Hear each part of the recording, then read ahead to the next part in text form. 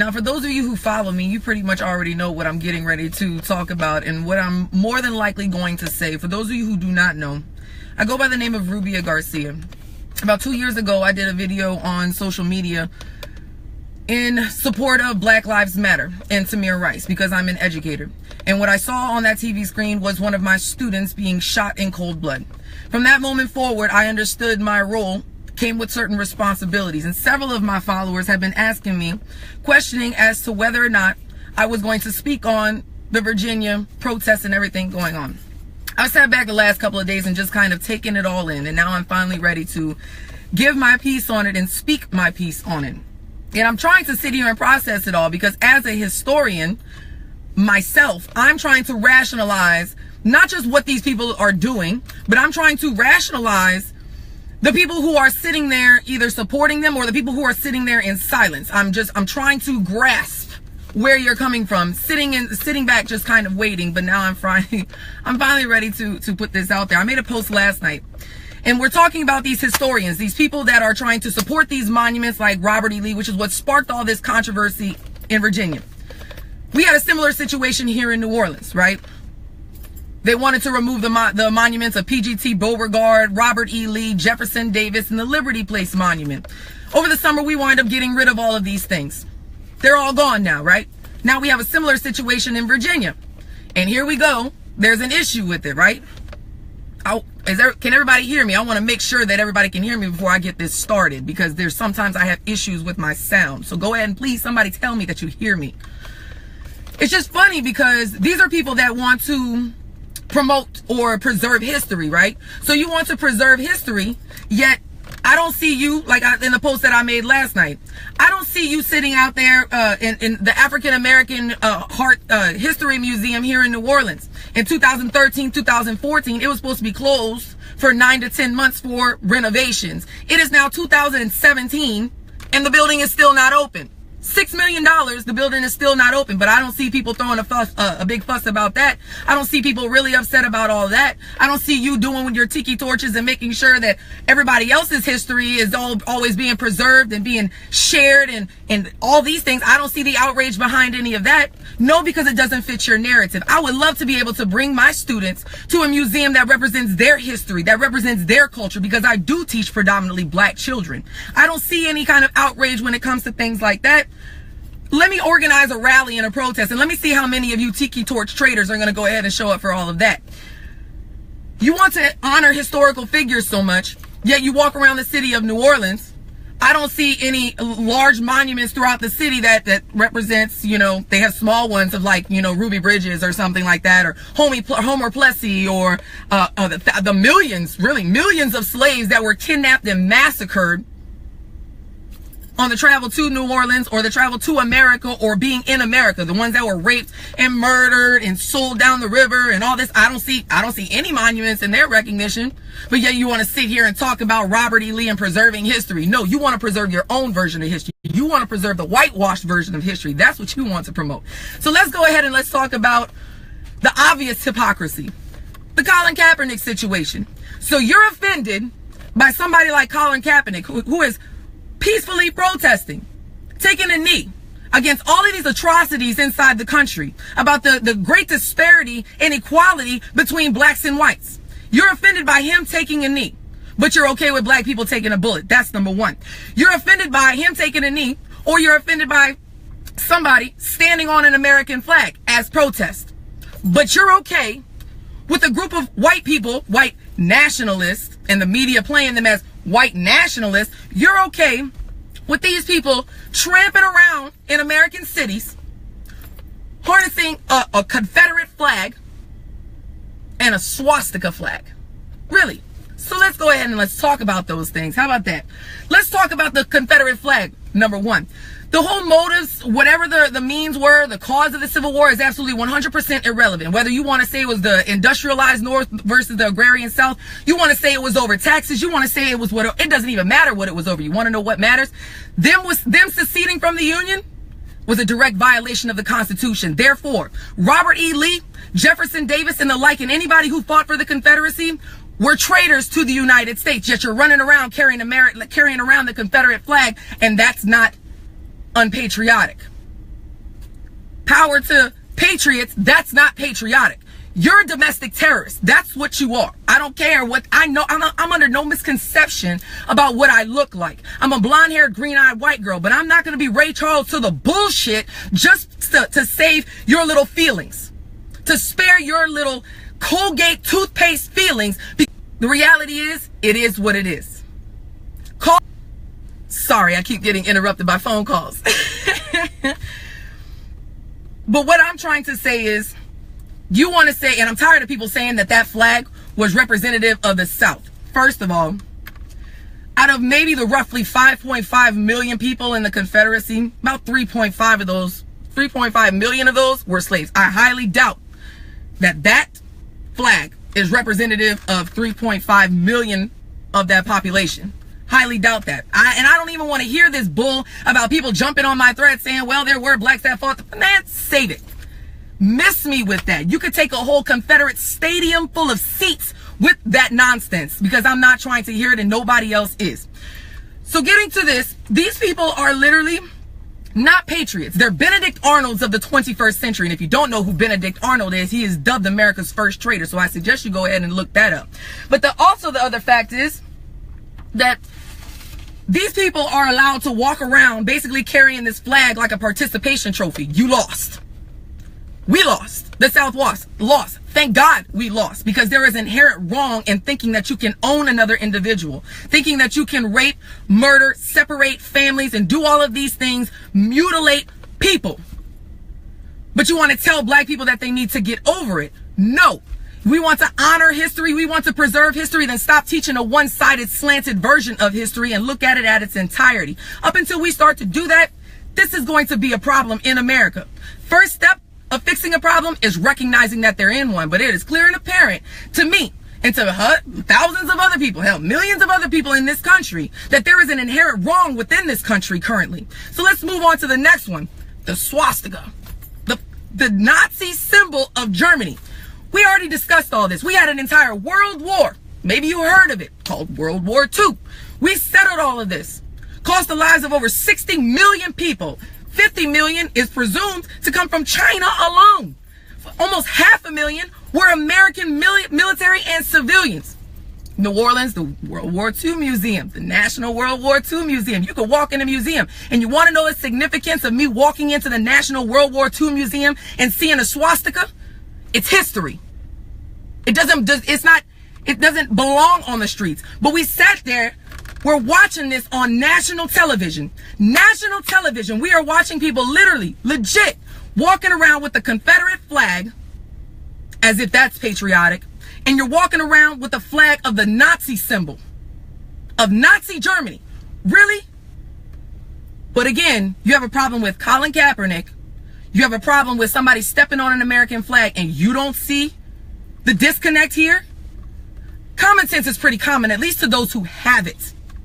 And apparently, you must have missed these lessons inside of your history class, which I can't necessarily blame you to a certain extent, being that public school education, vastly minorities and poor whites don't receive really good public education because they don't have to learn history in order to go on to the next grade. But that's a whole other subject. Let's move on. So herein really lies the problem for me. You want to call these people white nationalists, when in reality, the only thing that they are is thugs. You want to call blacks who protest, the Black Lives Matter who protest, and these people are out in the streets literally murdering people. Murdering people. And these people are called white nationalists, but anybody who does that is called a thug. That's ridiculous to me. That's crazy to me. I'm still trying to process this in my head. So here we go to the problem that I'm having, and that I've raised the point up in my post last night. I have tons of white friends. I have friends of all ethnic backgrounds. Give me 1 second, because I have to plug up my phone before my phone dies. I have friends of literally legit all different ethnic backgrounds, right? But what I see is an issue with the color, right? So when I go to a Black Lives Matter protest, I shouldn't just see black people and it's sprinkled with whites and a couple other people.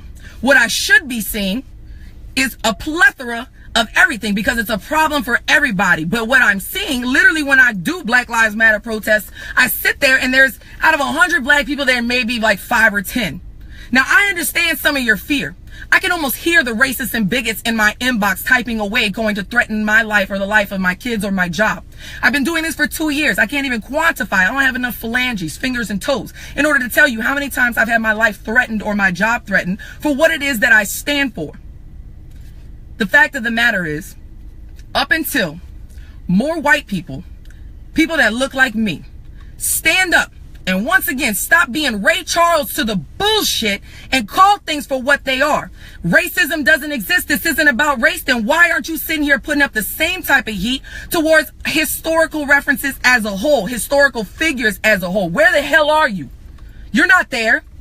Because it doesn't suit your interest. Because what you're trying to do is the same thing that one of the statues in New Orleans, that the first one that they took down, the Liberty Place Monument, down at the bottom, and it said it, I want to say, until 1993.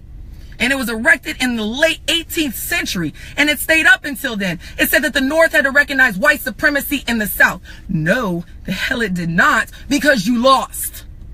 That flag you're carrying around is nothing more than a damn participation trophy. It does not represent Southern culture. It doesn't represent my culture, and it doesn't represent the African American culture here down in the South. But up until white people, and I understand I shouldn't be blamed for something that people like me did centuries ago. I understand that argument because I get it all the time. I get judged all the time. But this is not about you. This is where the disparity comes in between White Lives Matter and Black Lives Matter, which is what the white people were literally screaming and protesting in Virginia. White Lives Matter, as if white lives never mattered. Because you are the ones that were raped, kidnapped, murdered, sent thousands of miles away from your home in order to work for other people. And then only to go through centuries of the Negro Holocaust, well, not centuries, but decades of a Negro Holocaust, and then have to go another century before you could even get equal rights within education and jobs. Yeah, because white lives never mattered. I don't want to hear none of this drama, none of this BS no more where white people get killed by cops. Look at the population disparity. The percentage of whites and blacks, and this is happening. If you look at it mathematically, it isn't right. It isn't equal. Black lives is not saying that all lives don't matter. It's not saying that white lives don't matter. It's saying that for once, maybe it's okay to talk about black lives because we are living in a Black Lives Never Mattered era. Period. End of story.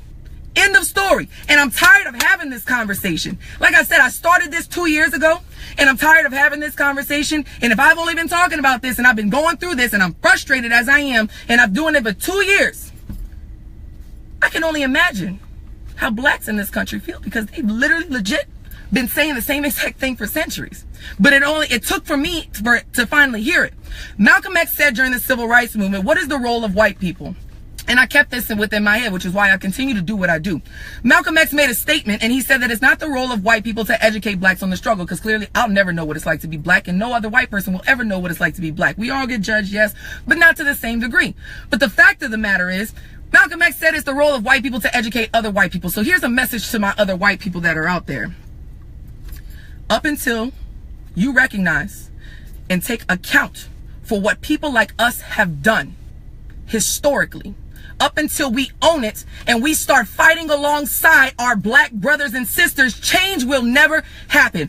Our people, even though I personally believe in one race, I'm not going to deny the fact that other people look at things differently. And the fact of the matter is, up until white people that look like you and me recognize that we were the ones that started this, and we should be fighting just as much, if not more, on the side of blacks in order to fix this problem, change will never happen. It won't never happen. So meanwhile, you're sitting there back in your couch of white comfort and white privilege saying, oh, this has absolutely nothing to do with me. What's it going to take? What is it going to take? Are you trying to see another civil war? Is that what it's going to take? To black people getting to a point where they left with no other option but to get violent? White people are already doing it. But when a black person gets even mildly upset, they get shot, they get arrested, or they get called a thug. That's crazy. How do you not recognize the hypocrisy? You have to recognize the hypocrisy. You can't tell me that you don't see it. This is not even necessarily a message to the white nationalists, or what I'm calling the tiki torch traders, because that's exactly what they are. These dollar generals. This is more to my people that are out there that are just as outraged. When you look on the TV, you see stuff like that and it doesn't bother you. All the World War II veterans, that doesn't bother you. That you're literally looking on the television and you're seeing people running around with a swastika, and you lost brothers and sisters suffering from PSD, lost arms and limbs, and mothers and fathers and sisters and brothers, and that stuff doesn't bother you? Really?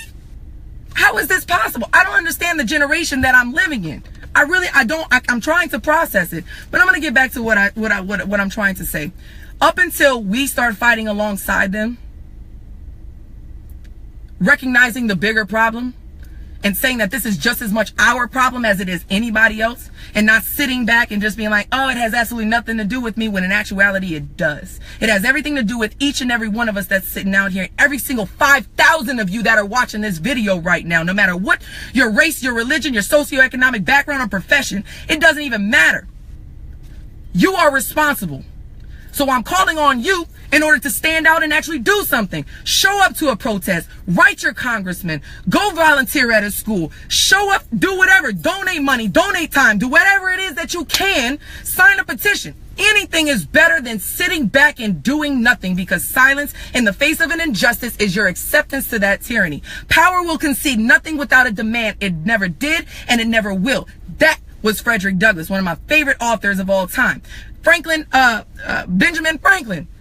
Change will never happen until those who are as unaffected or as outraged as those who are. Up until you get just as pissed as blacks in this country about what you're seeing on the television, change will never happen. Period. That's where we are.